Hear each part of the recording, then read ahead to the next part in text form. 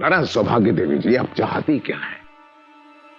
मैं डीएसपी साहब को फोन करके यह कहूं कि मेरी बहू ने मेरे बेटे के खिलाफ शिकायत की है, उसकी हत्या करने की कोशिश की है उसने, फिर भी आप सारी बातों को नजरअंदाज करके उसे छोड़ दीजिए क्योंकि वो मेरा बेटा है। नहीं नहीं, आप उन्हें ये कहिए कि अपना सच छुपाने के लिए बहू ने झूठा इल्जाम लगाया हमारे बेटे पे। सच क्या है, झूठ क्या है, ये कानून तय करेगा, ना आप ना मैं। तो आप अपने बेटे को कानून की मर्जी पर छोड़ देंगे? तो क्या क्या क्या चाहती है? कानून हाथ में ले लो?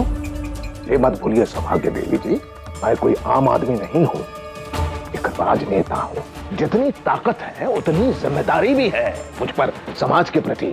पर मैं अपने बेटे को नहीं खो सकती प्रमाद के बापू। पहले सोचना चाहिए था सौभाग्य देवी जी, जब आप उसे मुझसे बचाती रहीं, उसकी हर गलती मुझसे छुपाती रहीं। आ गया ना वो दिन, आज बाप होते हुए मैं उसके लिए कुछ नहीं कर पा रहा हूं। बेटे के लिए न सही, पर मेरे लिए अफसोस जरूर होगा आपको। मैं अपनी जान दे दूंगी मगर अन्न का एक दाना ग्रहण नहीं करूंगी जब तक मेरा प्रमाद घर वापस लौट नहीं आता।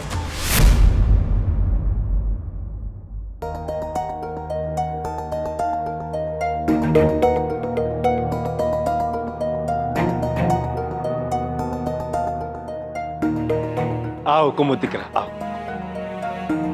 बाबू, मैंने एक फैसला लिया है जो मैं आप सबको बताना चाहती हूँ।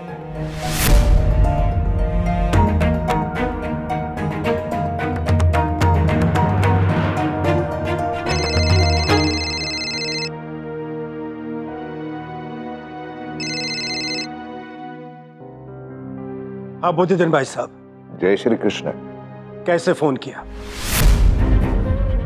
मैं आप सभी से कुछ कहना चाहता हूं। विद्या चतुर भाई, जरा फोन को स्पीकर पे रखेंगे? वो फोन स्पीकर पे रखने के लिए कह रहे हैं। देखिए, मैं नहीं जानता कुमुद आपसे बात करना चाहती है या नहीं। मैं उसके साथ कोई जबरदस्ती नहीं करूंगा।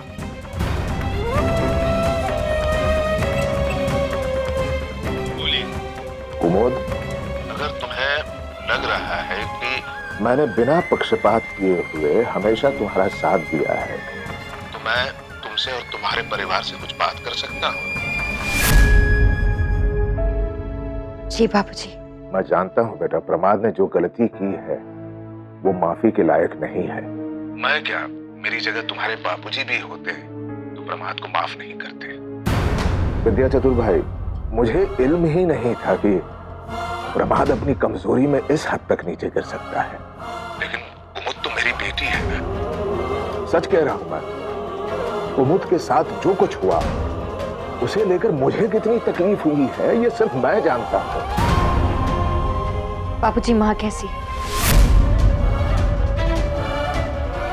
तुम जानती हो ना बेटा, उन्हें प्रमाद के परे कुछ दिखाई नहीं देता। और आज तो उन्होंने फैसला लिया है कि जब तक प्रमाद जेल से वापस नहीं आता है तब तक वो अन्न और जल ग्रहण नहीं करेंगे। मैं प्रमाद को माफ करने के लिए नहीं कह रहा हूं। तुम सौभाग्य देवी जी को माँ जी कहती हो ना। अब तुम ही बताओ, बेटे ने जो गलती की है उसकी सजा माँ को क्यों मिले?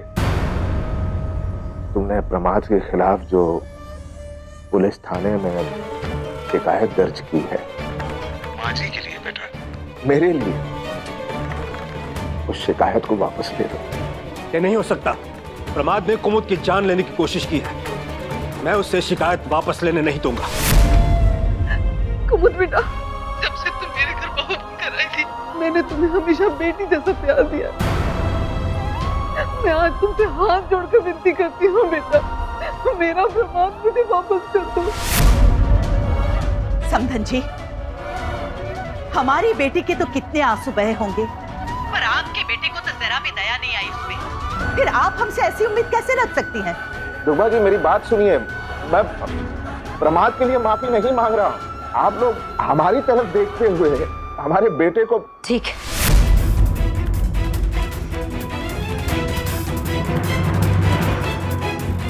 क्या करी कुमुद? तो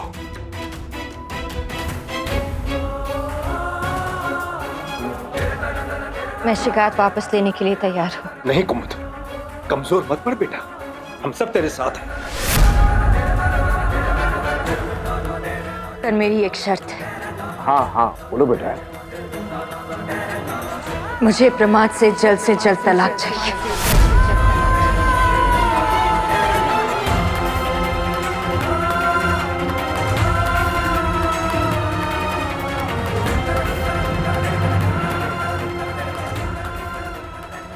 सच तो ये है कि उसने प्रमाद को कभी अपनाया ही नहीं।